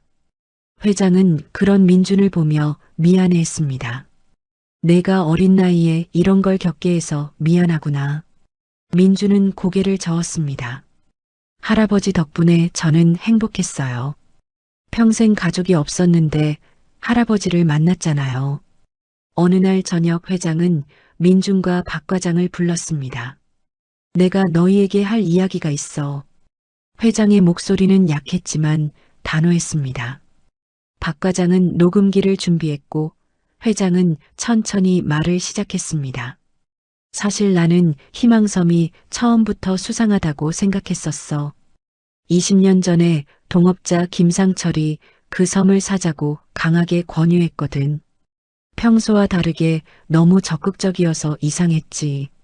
하지만 당시 나는 김상철을 믿었고 그의 말대로 섬을 샀어. 회장은 잠시 숨을 고르고 계속했습니다. 섬을 산 후 지질 조사를 의뢰했는데 김상철이 조사 회사를 추천했어. 지금 생각하면 그때부터 함정이었던 거야. 거짓 보고서가 나오고 나는 막대한 손실을 봤지. 그리고 김상철은 내가 가진 다른 사업권들을 헐값에 사갔어. 결국 그는 내 등을 밟고 올라선 거야. 민주는 주먹을 쥐었습니다. 그 사람이 일부러 할아버지를 속인 거였군요. 회장은 고개를 끄덕였습니다. 그래. 하지만 증거가 없었어. 그래서 20년 동안 억울함을 사귈 수밖에 없었지. 그런데 내가 나타나서 진실을 밝혀준 거야. 회장은 서랍에서 봉투 하나를 꺼냈습니다. 이건 김상철과 조사회사 사이에 주고받은 문서들이야. 최근에 사람을 시켜서 겨우 구했어. 이걸 가지고 있으면 언젠가 쓸모가 있을 거야. 민주는 봉투를 받아들었습니다. 이걸로 고소할 수 있지 않나요? 회장은 고개를 저었습니다. 공소시효가 지났어. 이제 법적으로는 처벌할 수 없어. 하지만 세상에 진실을 알릴 수는 있지. 김상철은 지금 큰 기업을 운영하고 있거든. 만약 그의 과거 범죄가 드러나면 타격이 클 거야. 민주는 봉투를 소중히 간직했습니다. 할아버지 뜻대로 하겠습니다. 회장은 또 다른 서류를 꺼냈습니다. 이건 유원장 사본이야. 원본은 변호사한테 있고 내 재산의 70%는 내게 가고 나머지 30%는 민석에게 가. 그리고 희망섬은 전부 내 것이야. 민주는 놀라서 물었습니다. 할아버지, 너무 많아요. 저는 그렇게까지. 회장은 손을 들어 제지했습니다. 내 결정이야. 넌 그럴 자격이 있어. 하지만 조심해라. 민석이 가만히 있지 않을 거야. 유 원장의 이의를 제기하고 법적으로 싸울 거야. 내가 잘 대응해야 해. 민주는 고개를 끄덕였습니다. 걱정하지 마세요, 할아버지. 제가 지켜낼게요. 회장은 만족스러운 표정을 지었습니다. 그래, 넌 할 수 있어. 내 능력이면 충분해. 회장은 잠시 눈을 감았다가 다시 말했습니다. 민준아, 사실 내가 내게 아직 말하지 않은 게 하나 더 있어. 민주는 회장을 바라봤습니다. 뭔데요, 할아버지? 회장은 진지한 표정으로 말했습니다. 10년 전 내가 너한테 떡을 사준 건 우연이 아니었어. 민주는 눈이 커졌습니다. 무슨 말씀이세요? 회장은 천천히 설명했습니다. 그날 밤 나는 사업 때문에 지방에 갔었어. 회의가 끝나고 혼자 시장을 걷고 있었는데 내가 쓰러져 있는 걸 봤지. 처음에는 그냥 지나치려고 했어. 하지만 내 얼굴을 보는 순간 멈췄어. 회장의 목소리가 떨렸습니다. 넌 내 죽은 아들을 닮았거든. 내 첫째 아들 말이야. 민석의 형이었던 아이지. 그 애는 20살에 교통사고로 죽었어. 내가 그 애를 너무 닮아서 나는 그냥 지나칠 수가 없었어. 민주는 충격을 받았습니다. 그래서 저를 도와주신 거였어요? 회장은 고개를 끄덕였습니다. 그래. 떡을 사주고 말도 건넨 거야. 사실 그날 내가 어디 사는지 알아보고 싶었지만 내가 금방 사라져버렸어. 그 후로 나는 종종 내 생각을 했어. 그 아이가 잘 살고 있을까, 건강할까 궁금했지. 그런데 10년 후에 내가 내 앞에 나타난 거야. 처음에는 못 알아봤지만 내 눈을 보는 순간 기억이 났어. 그때 그 아이였구나 하고. 회장의 눈에서 눈물이 흘렀습니다. 민준도 눈물을 흘렸습니다. 그럼 할아버지는 처음부터 저를 알아보셨던 거예요? 회장은 고개를 끄덕였습니다. 그래. 그래서 내 제안을 들어준 거야. 물론 희망섬 자료도 설득력이 있었지만 솔직히 말하면 나는 내가 궁금했어. 10년 동안 어떻게 살았는지, 어떤 사람이 되었는지 알고 싶었지. 그리고 내가 정말 특별한 아이라는 걸 알게 됐어. 죽은 내 아들이 살아 있었다면 너처럼 컸을 것 같아. 회장은 민준의 손을 꼭 잡았습니다. 그래서 널 아들처럼 여기는 거야. 아니, 진짜 손자처럼. 민준은 회장을 꼭 껴안았습니다. 할아버지, 저도 할아버지를 진짜 가족이라고 생각해요. 둘은 한참을 그렇게 안고 있었습니다. 박 과장도 옆에서 눈물을 닦았습니다. 회장은 민준을 놓아주고 말했습니다.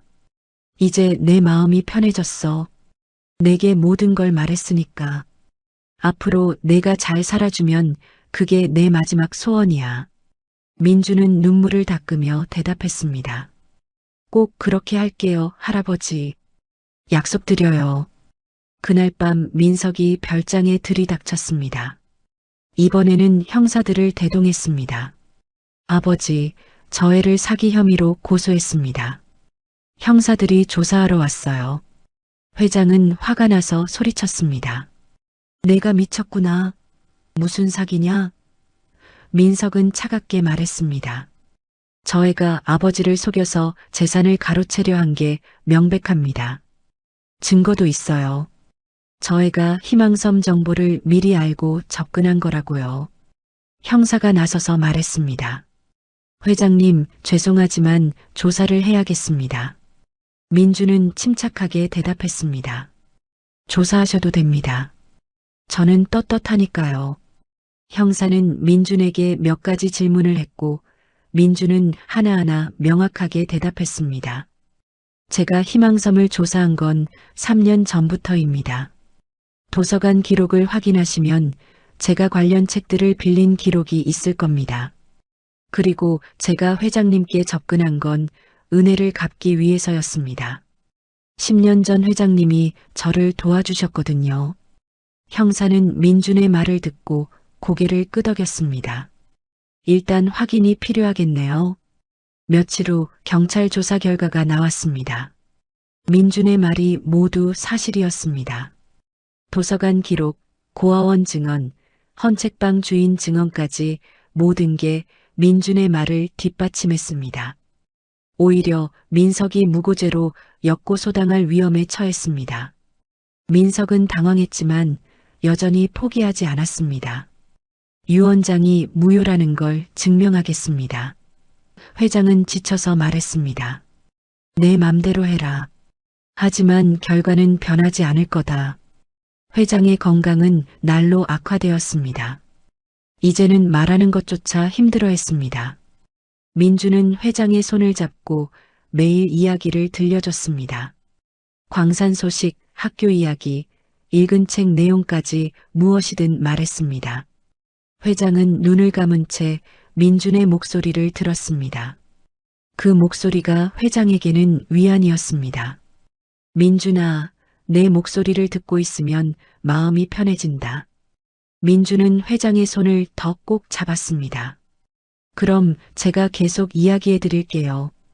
어느 날 아침 회장은 민준을 불렀습니다. 민준아, 창문 좀 열어줘. 바다가 보고 싶구나. 민준은 커튼을 걷고 창문을 열었습니다. 시원한 바람이 들어왔고 저 멀리 희망섬이 보였습니다. 회장은 섬을 바라보며 미소를 지었습니다. 저 섬이 이제는 정말 희망처럼 보이는구나. 내 덕분이야. 민주는 회장 옆에 앉아 함께 섬을 바라봤습니다. 할아버지가 포기하지 않으셨으니까 가능한 일이었어요. 회장은 고개를 끄덕이며 눈을 감았습니다. 그래, 우리가 함께 해냈지. 박 과장이 조용히 방으로 들어왔습니다. 회장님, 오늘 광산에서 특별한 소식이 있습니다. 새로운 광맥을 발견했다고 하네요. 회장은 눈을 뜨며 물었습니다. 정말이냐? 박 과장은 고개를 끄덕였습니다. 네, 기존 광맥보다 훨씬 큰 규모라고 합니다. 가치가 최소 500억 원은 될 거라고 하네요. 회장은 기뻐하며 민준을 바라봤습니다. 봐라, 민준아. 아직도 섬은 우리에게 선물을 주고 있어. 민주는 환하게 웃었습니다. 할아버지 복이에요. 회장은 만족스러운 표정으로 다시 섬을 바라봤습니다. 이제 나는 아무 걱정이 없어. 내가 잘 살 수 있을 만큼 충분히 남겨줬으니까. 민주는 회장의 손을 꼭 잡았습니다. 할아버지, 저는 돈보다 할아버지가 더 중요해요. 회장은 민준의 머리를 쓰다듬었습니다. 고맙다, 민준아. 내가 내 인생의 마지막을 이렇게 행복하게 해줘서. 민준은 눈물을 참으며 대답했습니다. 저야말로 할아버지 덕분에 행복했어요. 일주일 후 이른 아침 회장은 평소보다 일찍 잠에서 깼습니다. 창밖으로 해가 떠오르고 있었고 황금빛이 방 안을 가득 채웠습니다. 회장은 옆 소파에서 자고 있는 민준을 바라봤습니다. 민준은 회장 곁을 떠나지 않으려고 매일 밤 그곳에서 잤습니다. 회장은 조용히 민준의 이름을 불렀습니다. 민준아. 민준은 즉시 눈을 뜨고 회장에게 다가왔습니다. 할아버지, 편찮으세요? 회장은 고개를 저으며 미소를 지었습니다. 아니야, 괜찮아. 그냥 내 얼굴이 보고 싶었어. 회장은 민준의 손을 잡았습니다. 민준아, 오늘 날씨가 참 좋구나. 우리 마지막으로 함께 해 뜨는 걸 보자. 민준은 가슴이 먹먹해졌지만 애써 밝게 대답했습니다. 네, 할아버지. 제가 할아버지 모셔드릴게요. 민준은 회장을 휠체어에 태우고 테라스로 나갔습니다. 바다 위로 떠오르는 해가 아름다웠고 멀리 희망섬도 황금빛으로 물들어 있었습니다. 회장은 한참 동안 그 풍경을 바라봤습니다. 정말 아름답구나. 내가 평생 본 것 중에 가장 아름다운 아침이야. 민준은 눈물을 참으며 고개를 끄덕였습니다. 회장은 민준을 돌아보며 말했습니다. 민준아, 너는 내 인생의 마지막 선물이야. 내가 없었다면 나는 억울함과 외로움 속에서 죽었을 거야. 하지만 너 덕분에 나는 행복하게 갈 수 있어. 민준은 더 이상 눈물을 참을 수 없었습니다. 할아버지, 가지 마세요. 제 곁에 더 있어 주세요. 회장은 민준의 눈물을 닦아주며 조용히 말했습니다. 우리는 언젠가 다시 만날 거야. 그때까지 너는 씩씩하게 잘 살아야 해. 약속했잖니? 민준은 울먹이며 대답했습니다. 약속했어요, 할아버지. 꼭 지킬게요. 회장은 마지막으로 희망섬을 바라봤습니다. 저 섬은 이제 정말 희망이 되었구나. 내가 그렇게 만들어줬어. 회장의 목소리는 점점 작아졌습니다. 민준아, 고맙다. 정말 고맙다. 민준은 회장의 손을 꼭 잡았습니다. 저야말로 감사해요, 할아버지. 할아버지 덕분에 저는 행복했어요. 회장은 평화로운 미소를 지으며 천천히 눈을 감았습니다. 아침 햇살 속에서 회장은 조용히 숨을 거두었습니다. 민준은 회장을 꼭 안고 한참을 울었습니다. 박 과장도 달려와 함께 눈물을 흘렸습니다. 장례식은 조용하게 치러졌습니다. 회장이 원했던 대로 화려하지 않고 소박하게 진행되었습니다. 많은 사람들이 조문을 왔지만 민준은 기억하지 못했습니다. 그저 회장의 영정 사진만 바라보며 멍하니 앉아 있었습니다. 민석은 장례식 내내 민준을 노려봤지만 민준은 신경 쓰지 않았습니다. 회장을 잃은 슬픔이 너무 커서 다른 것들은 아무 의미가 없었습니다. 장례식이 끝나고 사람들이 돌아간 후 민준은 혼자 영정 앞에 앉았습니다. 할아버지, 저 잘할게요. 할아버지 믿음에 보답할게요. 민준은 조용히 약속했습니다. 3일장이 끝난 다음 날 회장의 변호사가 유언장 공개를 위해 모두를 소집했습니다.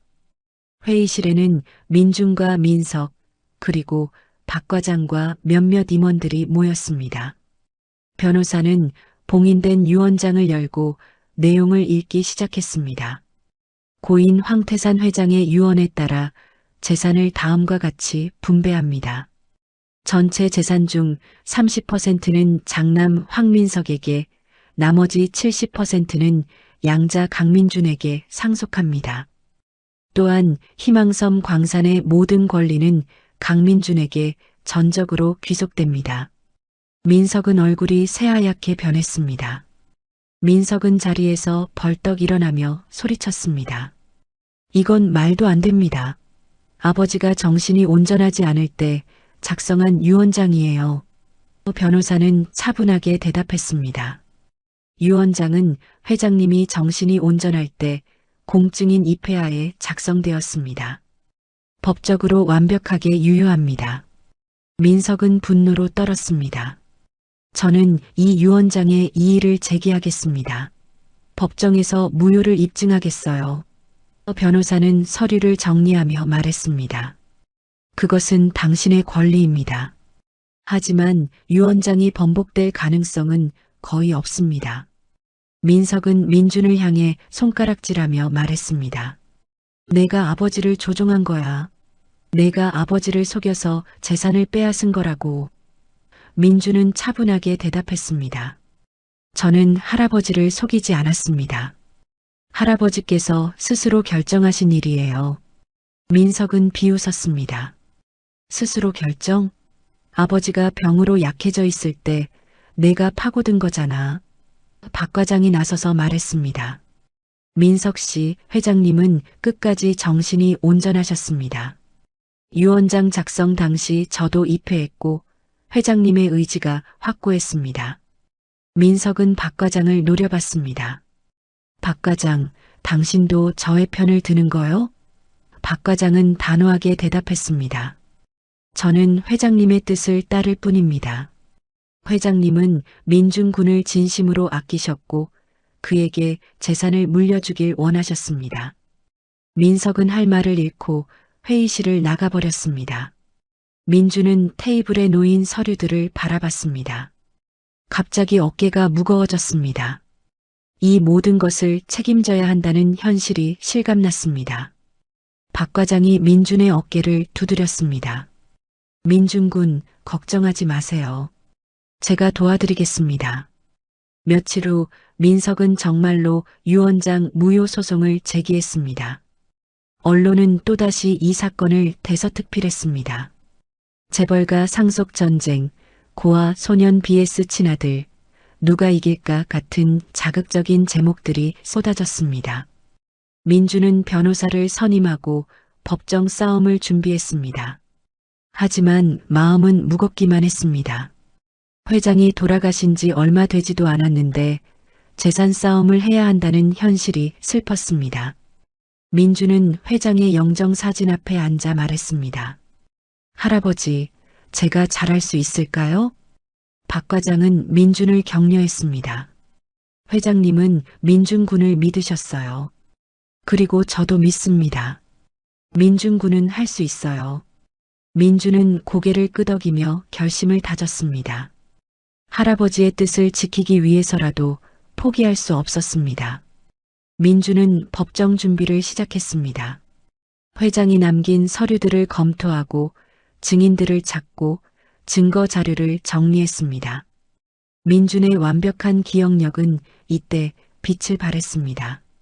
수백 페이지의 서류 내용을 모두 외우고 중요한 부분들을 즉시 찾아낼 수 있었습니다. 첫 번째 재판날 민준은 법정에 섰습니다. 민석 측 변호사는 공격적으로 나왔습니다. 피고 강민준은 고인이 병으로 약해진 틈을 타 접근하여 재산을 편취하려 했습니다. 민준의 변호사가 반박했습니다. 고인 황태산 회장은 유언장 작성 당시 완전히 정상적인 정신 상태였으며 공증인과 여러 증인이 이를 확인했습니다. 또한 강민준은 회장을 속이지 않았고 오히려 회장의 명예를 회복시켜드렸습니다. 변호사는 희망섬 관련 자료들을 제출했습니다. 이 자료들이 강민준이 회장을 도운 증거입니다. 민석 측 변호사는 계속 공격했습니다. 하지만 강민준은 미성년자이며 회장과의 관계도 얼마 되지 않았습니다. 친아들보다 많은 재산을 물려받는 것은 부당합니다.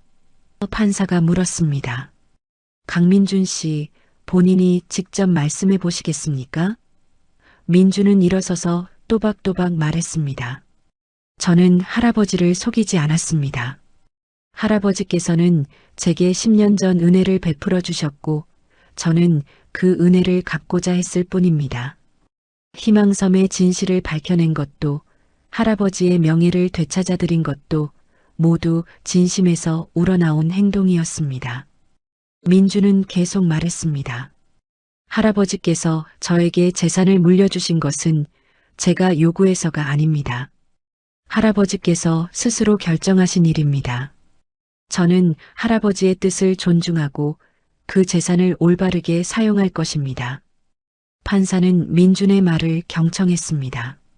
민석 측 변호사가 다시 공격했습니다. 하지만 미성년자에게 그렇게 많은 재산을 물려주는 것은 판사가 손을 들어 제지했습니다. 변호인, 법적으로 문제가 없다면 고인의 의지를 존중해야 합니다.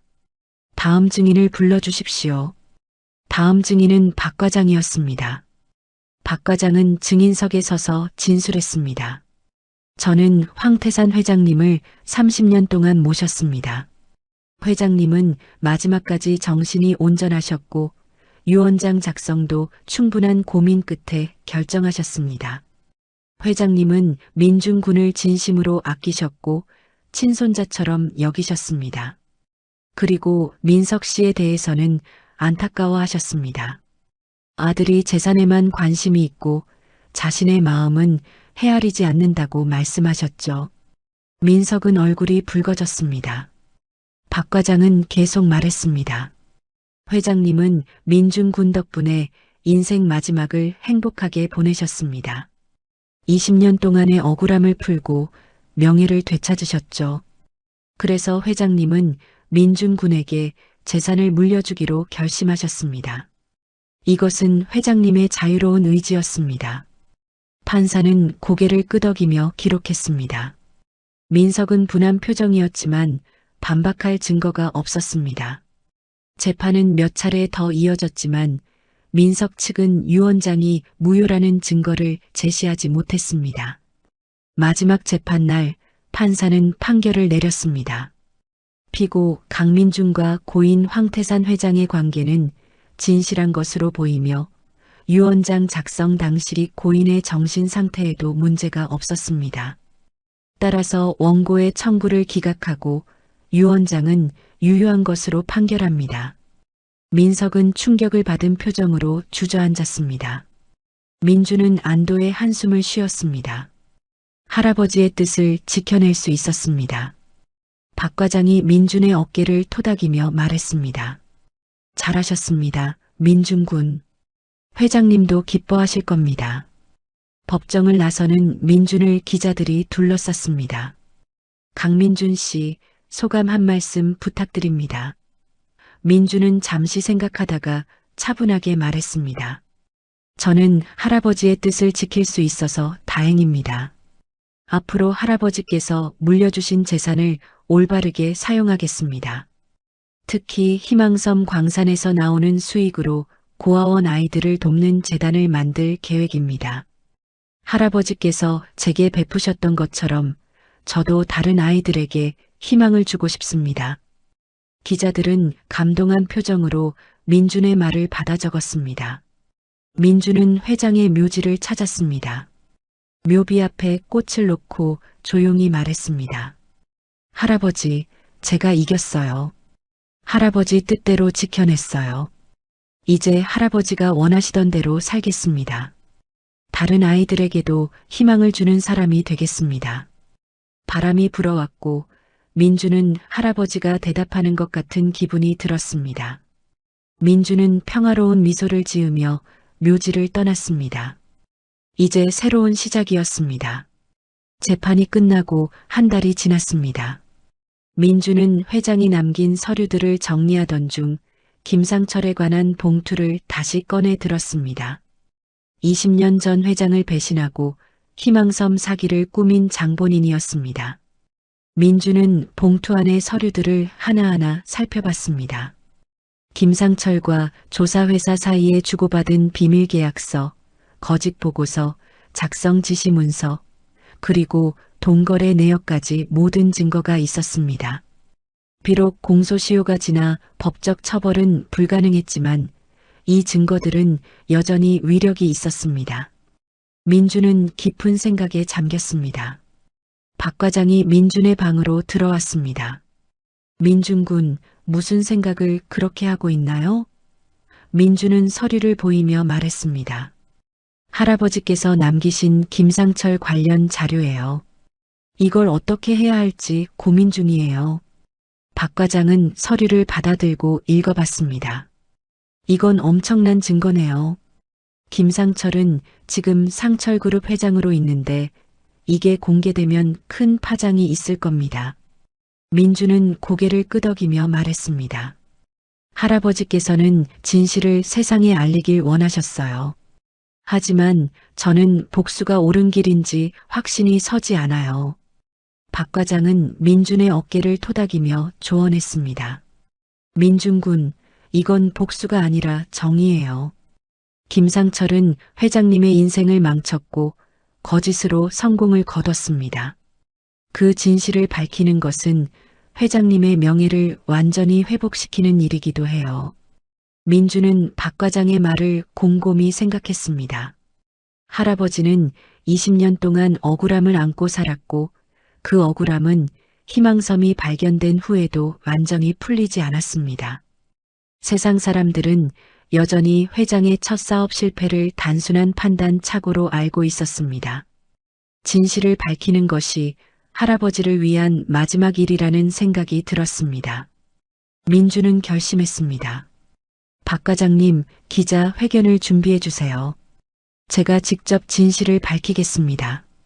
박 과장은 놀라며 물었습니다. 정말 그러시겠어요? 김상철이 가만히 있지 않을 텐데요. 민주는 단호하게 대답했습니다. 괜찮아요. 저는 할아버지의 명예를 지키고 싶어요. 그리고 잘못된 일은 바로잡아야 한다고 생각해요. 박 과장은 민준의 결연한 눈빛을 보며 고개를 끄덕였습니다. 알겠습니다. 회장님께서 민준 군을 믿으신 이유를 알 것 같네요. 일주일 후 기자 회견장에는 수많은 기자들이 모였습니다. 민준이 무슨 발표를 할지 궁금해하는 분위기였습니다. 민준은 단상에 올라 차분하게 말을 시작했습니다. 오늘 저는 고 황태산 회장님의 명예를 완전히 회복시키기 위해 이 자리에 섰습니다. 20년 전 회장님의 희망섬 사업 실패는 단순한 판단 착오가 아니었습니다. 그것은 계획된 사기였습니다. 기자들이 술렁거리기 시작했습니다. 민주는 서류들을 들어보이며 계속 말했습니다. 여기 그 증거들이 있습니다. 민주는 하나하나 증거를 설명했습니다. 당시 회장님의 동업자였던 김상철 씨는 의도적으로 거짓 지질조사 회사를 추천했습니다. 그 회사는 김상철 씨로부터 돈을 받고 거짓 보고서를 작성했습니다. 그 결과 회장님은 막대한 손실을 입었고 김상철 씨는 회장님의 다른 사업권들을 헐값에 가져갔습니다. 이것이 바로 상철그룹의 시작이었습니다. 기자들은 놀란 표정으로 메모를 하기 시작했습니다. 민주는 증거 서류들을 공개하며 자세히 설명했습니다. 계약서의 날짜와 금액, 거래 내역의 흐름까지 모든 것이 명확했습니다. 민주는 마지막으로 말했습니다. 회장님은 20년 동안 이 억울함을 안고 사셨습니다. 세상은 회장님을 실패한 사업가로 기억했지만 진실은 달랐습니다. 회장님은 사기를 당한 피해자였습니다. 저는 이 진실을 세상에 알려 회장님의 명예를 완전히 되찾아드리고 싶습니다. 기자들은 일제히 손을 들었고 질문이 쏟아졌습니다. 민주는 침착하게 하나하나 대답했습니다. 완벽한 기억력 덕분에 모든 서류의 내용을 정확히 설명할 수 있었고 어떤 질문에도 막힘없이 답변했습니다. 기자회견이 끝난 후 뉴스는 이 사건을 대대적으로 보도했습니다. 상철그룹의 어두운 과거, 재벌 김상철, 사기로 시작된 제국 같은 제목들이 쏟아졌습니다. 여론은 들끓었고 상철그룹 주가는 폭락했습니다. 김상철은 급히 해명 기자 회견을 열었지만 민준이 제시한 증거들을 반박할 수 없었습니다. 결국 김상철은 회장직에서 물러나야 했고 그의 명성은 땅에 떨어졌습니다. 비록 법적 처벌은 받지 않았지만 사회적 처벌은 피할 수 없었습니다. 민준은 회장의 묘지를 찾았습니다. 할아버지, 해냈어요. 세상 사람들이 이제 진실을 알게 됐어요. 할아버지는 실패한 사업가가 아니라 사기를 당한 피해자였다는 거요. 이제 할아버지의 명예가 완전히 회복됐어요. 민주는 묘비에 손을 얹고 조용히 말했습니다. 할아버지, 이제 편히 쉬세요. 저는 할아버지께서 원하시던 일들을 계속 해나가겠습니다. 바람이 불어왔고 민주는 마음이 한결 가벼워진 것을 느꼈습니다. 민주는 곧바로 다음 계획을 실행에 옮겼습니다. 희망재단을 설립하는 일이었습니다. 희망섬 광산에서 나오는 수익금의 절반을 재단에 기부하기로 했고 그 돈으로 전국의 고아원 아이들을 지원하기로 했습니다. 재단의 이름은 회장의 뜻을 기려 희망재단으로 정했습니다. 민주는 재단 설립 기자 회견에서 말했습니다. 저는 고아원에서 자랐고 얼마나 힘든지 잘 알고 있습니다. 하지만 저는 운이 좋았습니다. 황태산 회장님을 만났고 희망을 얻었습니다. 이제 저도 다른 아이들에게 희망을 주고 싶습니다. 재단의 첫 번째 사업은 전국 고아원에 장학금을 지급하는 것이었습니다. 공부하고 싶어도 경제적 어려움 때문에 포기하는 아이들이 없도록 하는 것이 목표였습니다. 두 번째 사업은 고아원 시설을 개선하는 것이었습니다. 낡은 건물을 수리하고 교육시설을 확충하며 아이들이 더 나은 환경에서 자랄 수 있도록 돕는 것이었습니다. 세 번째 사업은 자립 지원 프로그램이었습니다. 성인이 된 고아원 출신 청년들이 사회에 안착할 수 있도록 취업 교육과 창업 지원을 제공하는 것이었습니다. 민주는 직접 고아원들을 방문하며 아이들을 만났습니다. 자신이 살았던 고아원에도 갔습니다. 아이들은 민준을 보며 눈을 반짝였습니다. 형아도 여기서 살았어요? 그런데 어떻게 이렇게 성공했어요? 민주는 아이들 눈높이에 맞춰 앉아 말했습니다. 저도 여러분처럼 힘든 시간을 보냈어요. 하지만 포기하지 않았어요. 책을 읽고 공부하고 꿈을 꿨죠. 그리고 좋은 분을 만나 도움을 받았어요. 여러분도 할 수 있어요. 포기하지 마세요. 아이들은 민준의 말에 고개를 끄덕였습니다. 눈빛에 희망이 보였습니다. 민준은 특별히 책을 좋아하는 아이들을 위해 도서관을 짓기로 했습니다. 고아원마다 작은 도서관을 만들고 다양한 책들을 채워 넣었습니다. 민주는 도서관 개관식에서 말했습니다. 저는 책을 통해 세상을 배웠습니다. 책은 저에게 지식과 희망을 줬어요. 여러분도 이 도서관에서 꿈을 찾으시길 바랍니다.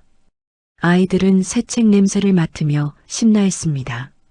민주는 그 모습을 보며 흐뭇해했습니다. 회장님이 자신에게 준 희망을 이제 다른 아이들에게 전달하고 있다는 생각에 뿌듯했습니다. 희망섬 광산은 순조롭게 운영되었습니다. 채굴된 희토류는 국내외 전자기업들에 공급되었고 막대한 수익을 올렸습니다. 민주는 그 수익의 절반을 약속대로 희망재단에 기부했고 나머지는 광산 운영과 추가 투자에 사용했습니다. 민주는 사업가로서도 능력을 발휘했습니다. 15살의 나이였지만 완벽한 기억력과 방대한 지식으로 사업 파트너들을 놀라게 했습니다. 계약서의 세부 조항까지 모두 기억하고 시장 동향을 정확히 분석했으며 적절한 투자 결정을 내렸습니다. 어느 날 민주는 희망섬을 다시 찾았습니다. 광산 작업이 한창이었고 작업자들이 분주하게 움직였습니다. 민주는 섬 꼭대기에 올라가 바다를 바라봤습니다. 20년 전 회장이 처음 이 섬을 샀을 때 무슨 생각을 했을까 궁금했습니다. 아마도 이곳에 리조트를 짓고 많은 사람들이 행복해하는 모습을 상상했을 것입니다. 비록 그 꿈은 이루어지지 않았지만 이제 이 섬은 다른 방식으로 사람들에게 희망을 주고 있었습니다. 광산 수익으로 수백 명의 고아들이 교육을 받고 꿈을 키울 수 있게 되었습니다. 민주는 주머니에서 회장이 준 첫 번째 히토류 원석을 꺼냈습니다. 작지만 묵직한 돌덩어리였습니다. 민주는 그것을 햇빛에 비춰보며 생각했습니다. 할아버지, 이 섬은 정말 희망이 됐어요. 단순히 돈을 벌어주는 곳이 아니라 많은 아이들에게 꿈을 주는 곳이 됐어요. 할아버지께서 원하시던 그대로예요. 민주는 원석을 다시 주머니에 넣고 바다를 바라봤습니다. 파도가 철썩이며 해안을 때렸고 갈매기들이 하늘을 날았습니다. 평화로운 풍경이었습니다. 박 과장이 민준에게 다가왔습니다. 민준군, 이제 돌아가실 시간이에요. 민준은 고개를 끄덕이며 일어섰습니다. 박 과장님, 제가 잘하고 있는 거 맞죠? 박 과장은 웃으며 대답했습니다. 물론이죠. 회장님께서 하늘에서 자랑스러워하고 계실 겁니다. 15살에 이만큼 해낸 사람이 어디 있겠어요? 민주는 부끄럽게 웃었습니다. 다 할아버지 덕분이에요. 할아버지께서 저를 믿어주셨으니까요. 박 과장은 민준의 어깨를 토닥이며 함께 배로 향했습니다. 배가 섬을 떠나며 민주는 뒤를 돌아봤습니다. 희망섬이 점점 작아지고 있었습니다. 하지만 민준의 마음속에서 그 섬은 점점 더 커지고 있었습니다. 그것은 단순한 땅덩어리가 아니라 회장과의 추억이 담긴 곳이었고 자신의 새로운 인생이 시작된 곳이었으며 앞으로 수많은 아이들에게 희망을 줄 곳이었습니다. 민주는 다짐했습니다. 할아버지, 저는 평생 이 섬을 지키고 계속해서 아이들에게 희망을 줄 거예요. 그게 제가 할아버지께 드릴 수 있는 최고의 보답이에요. 1년이 흘렀습니다. 민주는 이제 16살이 되었고 희망재단은 전국적으로 유명한 자선단체로 성장했습니다. 재단이 지원하는 고아원은 50곳이 넘었고 장학금을 받는 아이들은 300명을 넘어섰습니다. 민주는 학교에 다니면서도 재단 일을 병행했습니다. 주말마다 고아원을 방문했고 아이들과 이야기를 나눴으며 그들이 무엇을 필요로 하는지 직접 들었습니다. 민준의 이야기는 언론을 통해 널리 알려졌고 많은 사람들이 감동받았습니다. 한 고아 소년이 재벌 회장을 만나 인생을 바꾸고 그 은혜를 다른 아이들에게 전달한다는 이야기는 사람들의 마음을 움직였습니다. 어느 겨울날 저녁 민주는 회장의 묘지를 찾았습니다. 1년 전 회장이 돌아가신 날과 같은 날이었습니다. 민주는 묘비 앞에 꽃을 놓고 조용히 앉았습니다. 할아버지, 1년이 지났어요.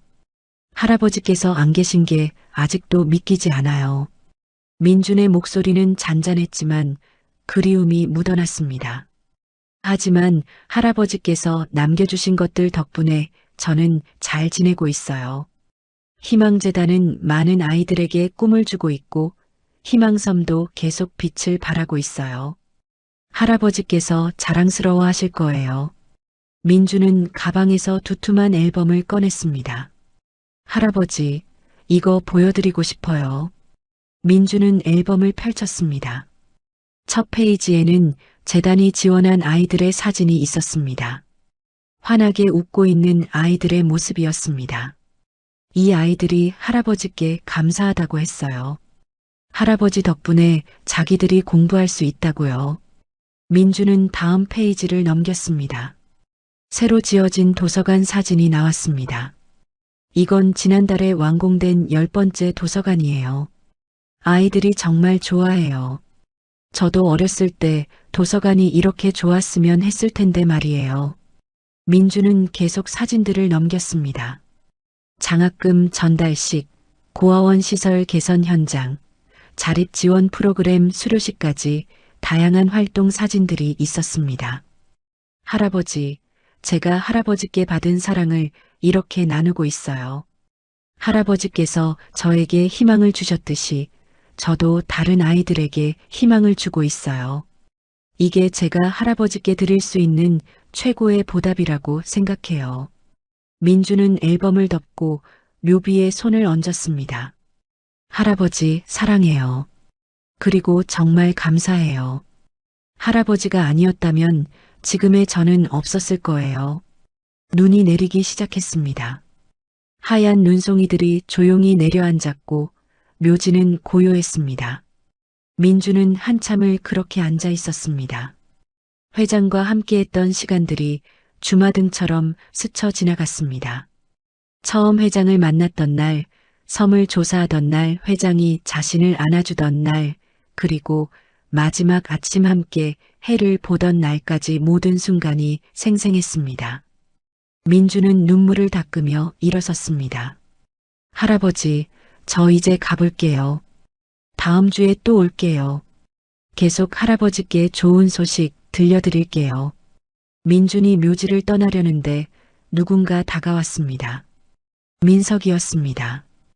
1년 만에 보는 얼굴이었습니다. 민석은 많이 초췌해 보였습니다.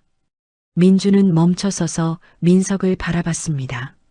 민석은 어색하게 인사했습니다. 잘 지내니? 민주는 고개를 끄덕였습니다. 네, 잘 지내고 있습니다. 민석은 아버지 묘 앞에 꽃을 놓고 한참을 말없이 서 있었습니다. 그러다 조용히 말했습니다. 미안하다. 내가 너무 욕심이 많았어. 아버지께도 너한테도. 민주는 놀라서 민석을 바라봤습니다. 민석은 계속 말했습니다. 1년 동안 많이 생각했어. 내가 아버지께 진짜 아들 노릇을 한 게 언제였나 하고. 돌이켜보니 아버지가 필요할 때 곁에 있어준 적이 없더라. 돈만 생각했지. 아버지 마음은 한 번도 헤아리지 못했어. 민석의 목소리가 떨렸습니다. 그런데 넌 달랐어.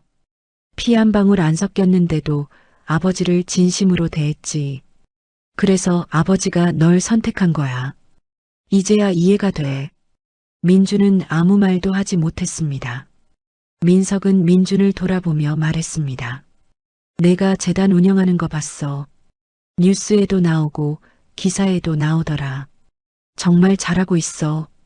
아버지께서 자랑스러워 하실 거야.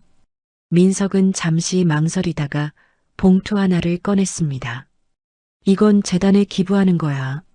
많은 금액은 아니지만 내 마음이야.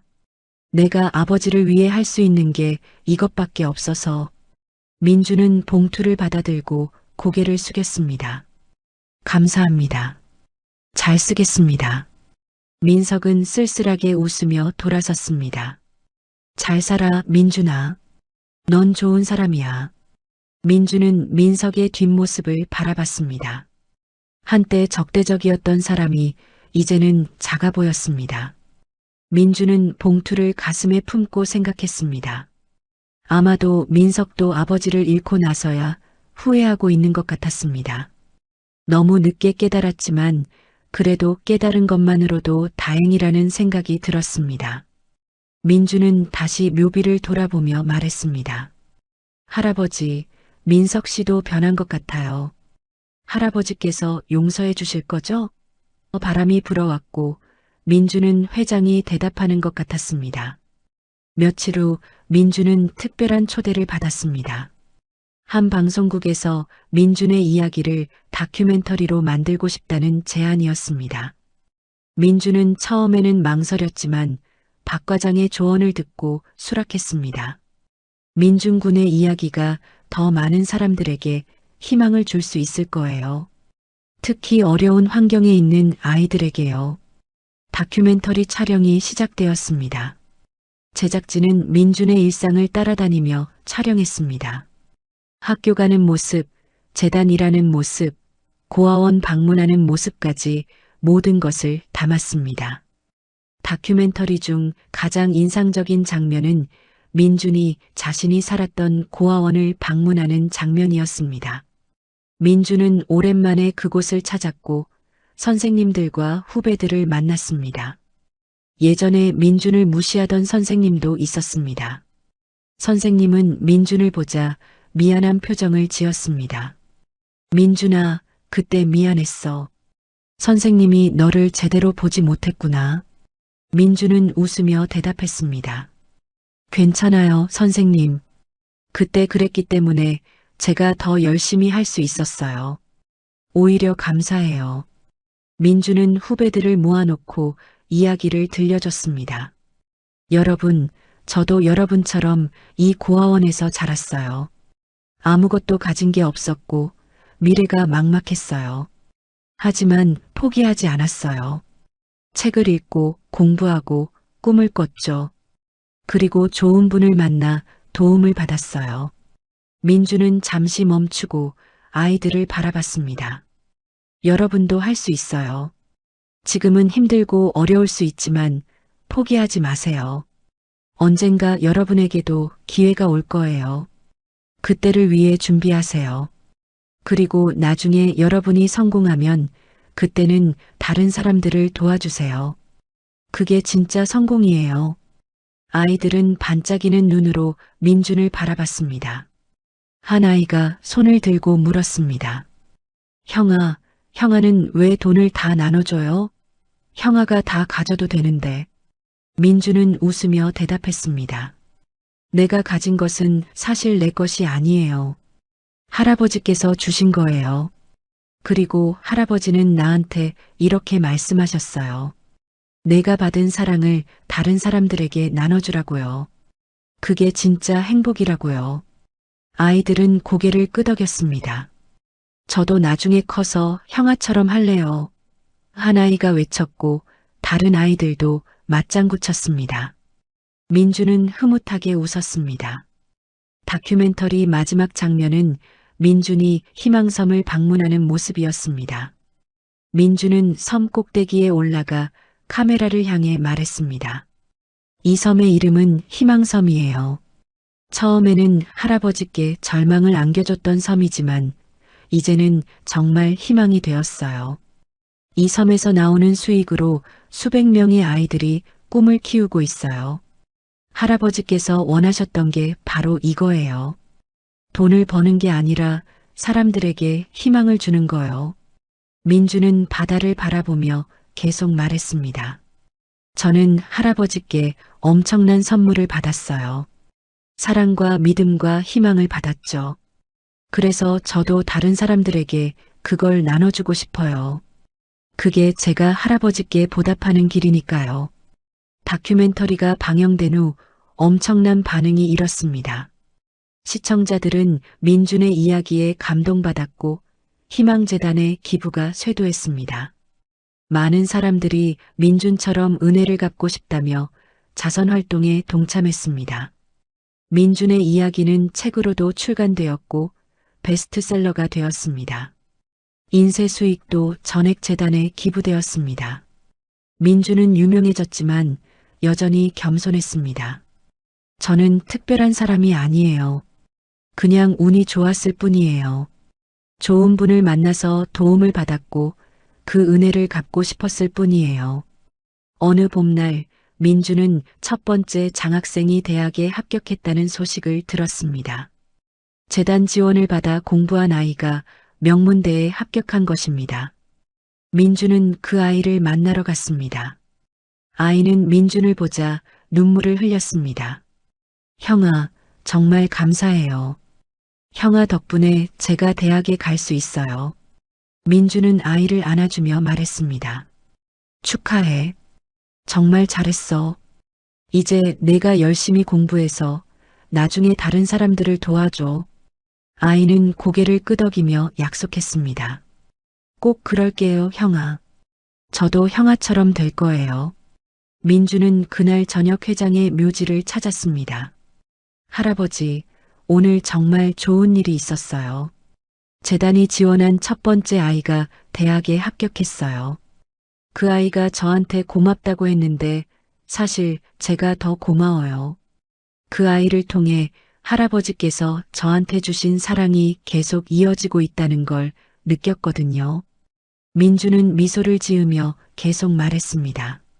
할아버지, 이제 알 것 같아요.